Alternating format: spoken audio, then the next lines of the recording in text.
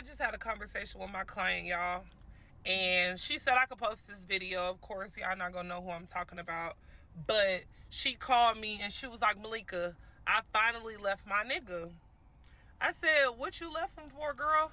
She said, because I had gave him some things that I wanted and he just couldn't do that for me. I said, okay, what did you want?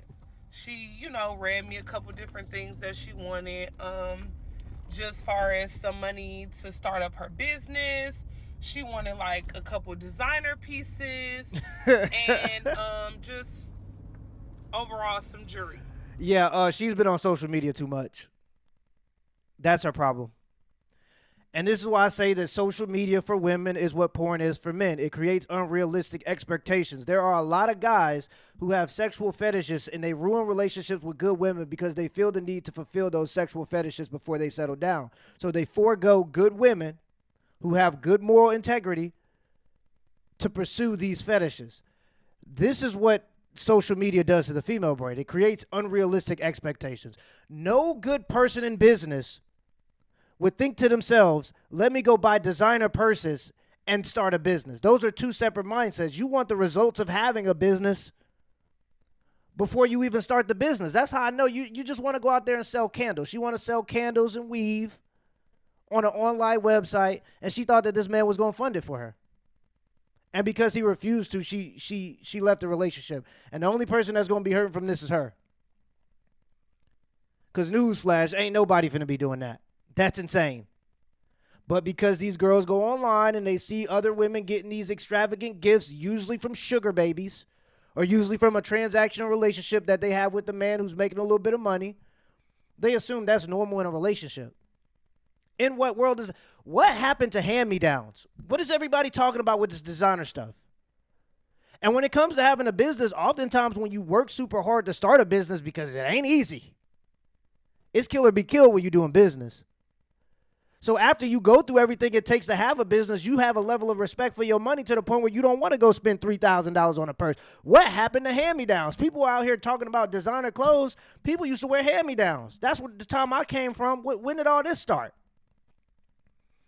This is insanity, man. I'm telling you, this is insane. And also, too, there is nothing wrong with having a straight-up job. This girl could have went on and got her own job, and I'm sure he would have been happy to still take care of the bills, and she could have probably bought her own crazy expensive purse.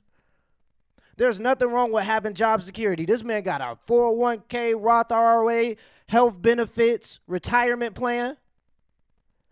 I spend 5 figures from having my own business. I spend 5 figures in health care, in health insurance a month. I'm not going to say the exact numbers, but for 3 people, I'm telling you right now, there's nothing wrong with working for somebody and not having a business. But this Instagram mindset make everybody think that they got to have the most extravagant things in their life. And she got rid of a man that probably was in a good position and was going to be in a better position. All she had to do was wait. But because she was impatient, there you go.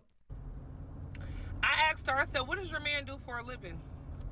She said, oh, he works in like tech or something, but he makes good money. Benefits. Good benefits. I said, okay, I'm a little older than she is.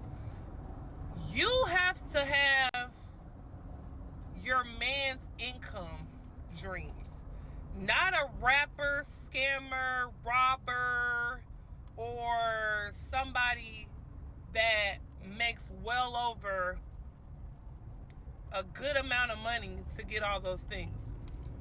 I think that sometimes we watch Instagram and we glorify what we see on Instagram. That's exactly what's happening. And we give our men such hard times because women are showing these bags, these shoes, these trips, these outfits, when majority of the time the man cannot even afford it.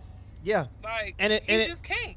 And also, too, there's this idea of a provider going around, but really what women are talking about is a level of hypergamy that most men just can't keep up with.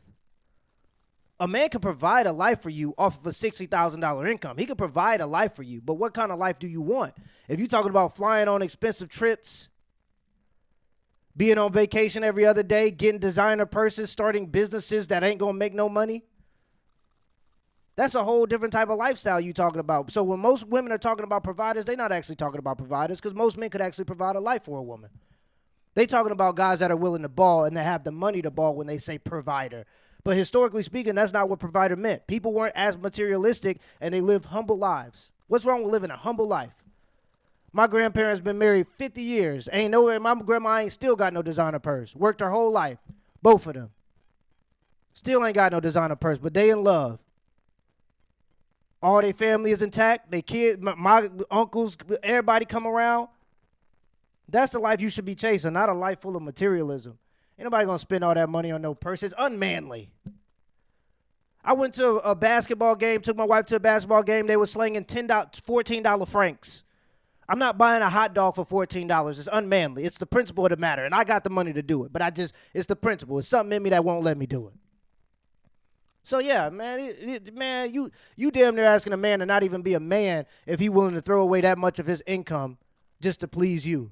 And you obviously don't like the man enough if you expecting him to pay all that. Because a woman that like a man don't need him to do all that. This just seems like she didn't like the guy. And if that's the case, she just saved him a lot of time and really a lot of money in the future too. And it's not that your nigga's a broke nigga or he's not worthy of you. He can't afford it. It's as simple. So if money is what drives certain women or gifts and so forth, you have to know your man's tax bracket, okay? Because if you don't, you're going to be upset like my girl and ready to leave your nigga because he can't give you these things that you see on Instagram. Don't be that girl, because sometimes you'll lose a good nigga trying to figure out why you can't get this and get that when that man is a whole 9-to-5 working ass man. Okay? And she's gonna really regret that decision. Let that man get a little bit of time. He's gonna mature into his wealth. He's gonna make more money than ever. He's gonna have all these benefits that he has lined up. He seems to be very conscious about his money because he's not gonna let no lady that he dating trick him out of his spot. This is not his wife. This is his girlfriend that was willing to leave him off a whim because he couldn't get her a designer bag. That's not his loss. That's her loss. When she's 35 and this man matures financially and he's been saving his money like he seems like he's doing, like he's a smart guy in tech, and he got this nest egg built up, 401k, life insurance policies, all these things that go into what you actually making as an income. These are things that you got to consider when you making a $60,000 check. You also get these benefits. That stuff matters. Sometimes the benefits matter just as much. And so when this stuff comes to fruition, when she's 35 years old, she's going to be watching this guy's Instagram, because they always do. They always trying to stay in touch with the guys to make sure they're not doing better, because if the guy ends up doing better than she's doing, she knows that she was just a burden. And she's going to be looking at Instagram and she's going to see this man happy with a family, still doing his tech job, on the right course to financial security and financial quote-unquote freedom. Because that's the direction he going. We going to see where she end up trying to start a t-shirt business, because I know it ain't nothing of actual value. It's going to be something like t-shirts or candles, which if you're doing that, I'm not knocking you. But you got to admit it's a hard endeavor to be successful in. And oftentimes it's a money pit.